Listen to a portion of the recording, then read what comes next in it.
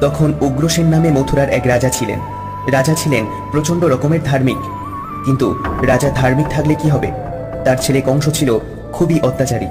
কংসের অত্যাচারের মাত্রা এতটাই বেশি ছিল যে নিজের পিতা উগ্রসেনকেও সিংহাসনচ্যুত করে কারাবন্দী করে নিজেই মথুরায় রাজত্ব করত। আবার এই কংসই আরাধনা করে বর লাভ করেছিল তার বোন দেবকীর অষ্টম গর্ভের সন্তান ছাড়া অন্য কোনোভাবে তার মৃত্যু হবে না। আর এজন্যই কংসের অত্যাচারের মাত্রাটাও এত বেশি ছিল। দেবকীর বিবাহ হয় বসুদেবের সঙ্গে। রথের সারথি হয়ে কংস বরকনেকে রথের উপর বসিয়ে নিয়ে যাচ্ছিল। রথ চলছে, এমন সময় হঠাৎ করে সেই দৈব বাণীটি কংসের কানে বেজে উঠল, ওরে নির্বোধ, যাকে তুমি রথে করে নিয়ে যাচ্ছ তার গর্ভের অষ্টম সন্তান তোমার প্রাণ হরণ করবে। দৈব বাণী শুনে কংস সঙ্গে সঙ্গে খড়গ হাতে দেবকীকে হত্যা করার জন্য উদ্যত হল।